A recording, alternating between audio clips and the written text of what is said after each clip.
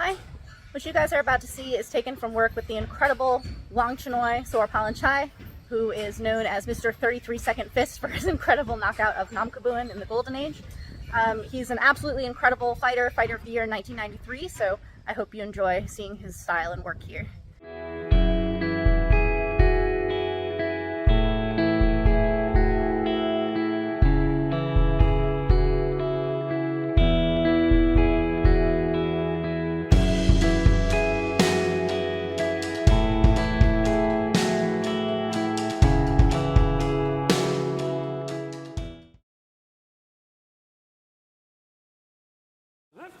That's the ideal.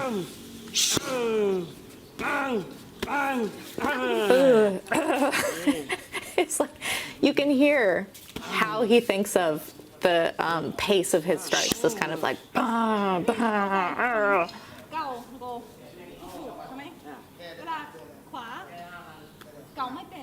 So I'm telling him I can feel stepping forward for my front side. I don't actually feel how to step forward with my right. Like when I come forward with my right, it feels too behind everything. So he's showing me physically how not moving your back doesn't work. So you basically think of the front leg as not coming first, but it's just guiding the back foot in. So when you're stepping with your front side, your front foot and your front hand land at the same time. When you're coming with your back side, it's almost like the front side is just clipping through the door before your right side gets there, but it's not dragging it. It just happens to be in front of it. You're really thinking of your back side coming forward. All right, so we're getting some powerful teeps here now to start this round. So I'm basically pushing him backwards with my legs. So I'm teeping and kicking. So teep to move him backwards, which makes him off balance because he has to catch himself. And then kicking before he has a chance to correct this. So even from my backside, he wants that teep. So now he's coming at me with hands a little bit, and it's the same thing back to that parrying and punishing. So he's making me change directions all the time, right? So he starts coming towards me, teep. Then he starts going back, I have to start following him.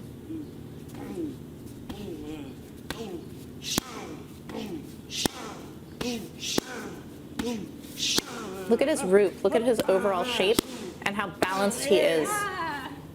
He was very happy with that push off on his shoulder as he was hooking me, because that's the depth charge that he definitely used in his fighting, and he wants to feel it off of me. But see how I can just block whatever he's throwing at me, stand my ground, and come back with something? This is what he's trying to get out of me. It's this I don't move back from this spot. Yeah. But I'm not as scary as you. Yeah. He's telling me you have to do it every day. You can't just do it out of nowhere. And so I'm saying I'm not as scary as you. I'm like, you're very scary. Look at the face he makes. I think he thinks it's funny when I tell him that he's really scary. I tell him this often. And he's talking about these fighters who just come forward, and he points to one of their fighters over here. This is Sylvie in the red shorts. He's shorter than me, and he just comes forward. He is just relentless, will not stop. And Wangchannoi is like, oh, have you ever seen Sylvie fight? And I was like, oh yeah, I'm actually a fan of Sylvie. And he was wrapping his hands and he's like, what? He had no idea that I would even know who he was.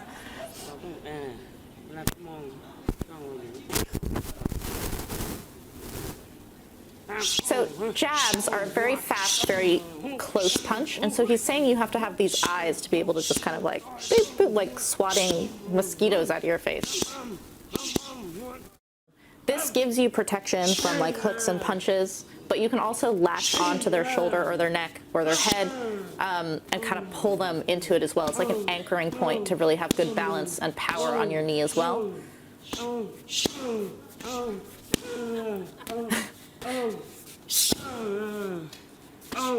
Tuong Lek, when he was teaching to grab the shoulder, he was saying when you train, because you have Breng Jai is what they call it in Thai, it's like having deference for your trainer. You grab the shoulder, whereas you don't have deference for your opponents. You would grab the top of their head.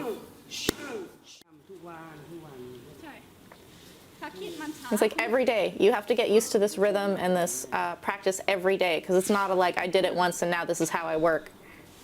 You have to get this kind of like charging. Crew Thailand, in his first session in the Muay Thai Library, he also has this stepping on every single strike thing. And it's like the foundation of how you get power into your strikes and how you come forward. When you have power on every single strike, and it doesn't mean you're throwing with power on every strike, it means that the way you throw has power on every strike, you're intimidating and hurting your opponent. I can't see his uppercut, I can't see.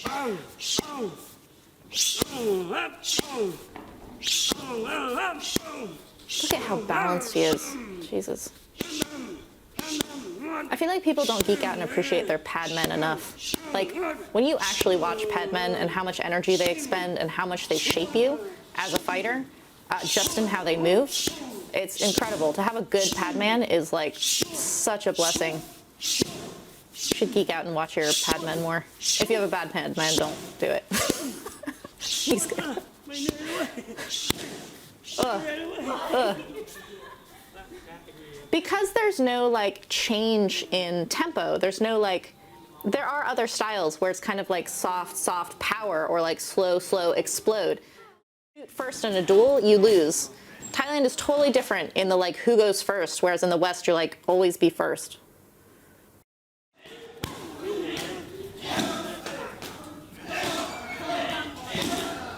Okay, so here I'm trying to do more of what he's been talking about putting the pressure on and just blocking so that you can be Duuglas-Ittu, so that you can be the counter fighter. So see how close I stay? He's showing me again how to do this correctly. My weapon comes out first as the person coming forward, and this is not a good idea. He hit me with it. And I was like, what the fuck was that? Oh, it comes with the hip. Okay, so he's talking about the twist of his fist. Don't look at his fist. That's going to twist anyway.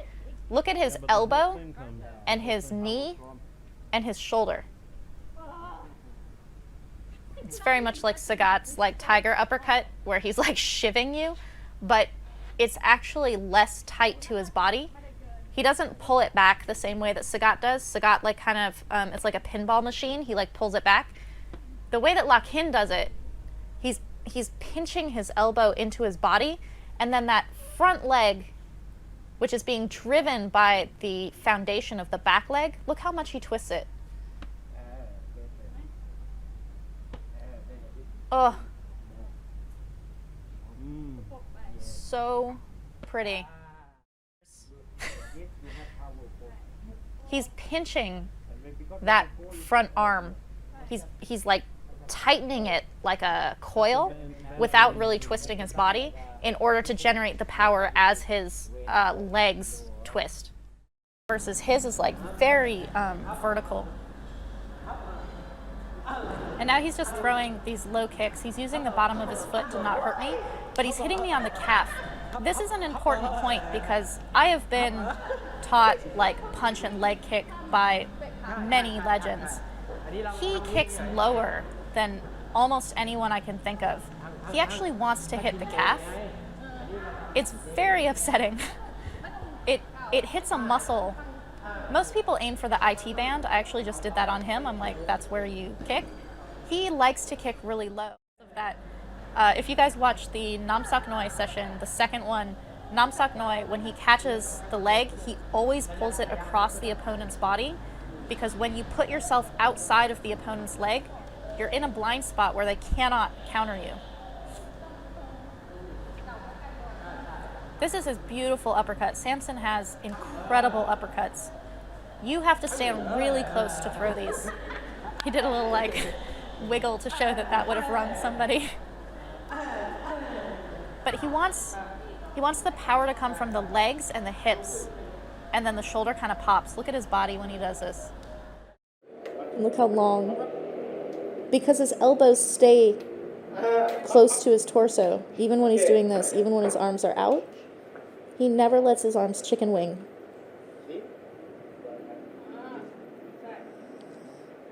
So it's super fast. Pop, pop.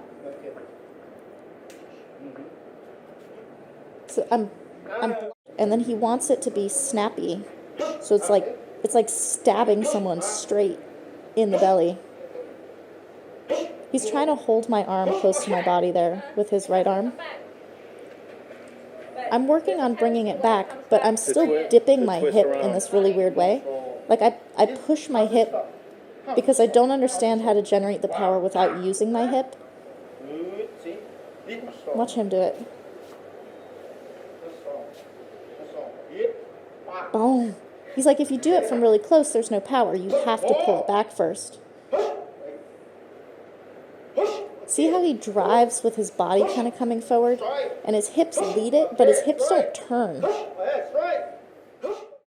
Foot down first, and then the kicking foot comes, and your balance is totally on. If you do it in the opposite order, you have no balance.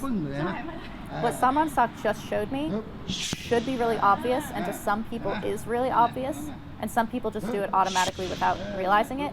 But when you're throwing your cross, you have to step with your front foot first, which you would be doing if you were throwing a jab anyway. But if you're only throwing your back arm, I don't step and then have the cross come. It's this like slight delay in the movement, putting things in proper order that brings all the pieces together in proper form and timing. So for me, if you're like me and you don't realize this consciously, stepping and then throwing the cross as like a 1-2 makes a big difference. And uppercut follows. So he's showing me how the guard of the front hand comes up at the same time as the uppercut. You don't step in with your hand like super guarded by your face, because that's a tension that you don't need, but it comes into position at the same time that that uppercut is coming into position. It's like what the offhand does on a kick. Oh.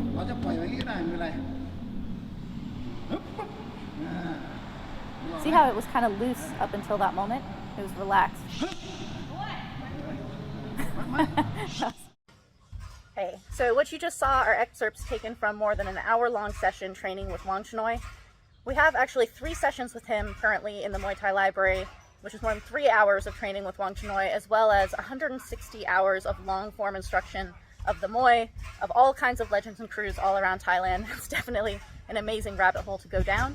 If you're not yet a patron, it's very easy to become one. Just click on the link in the description below and enjoy learning all of this incredible Muay.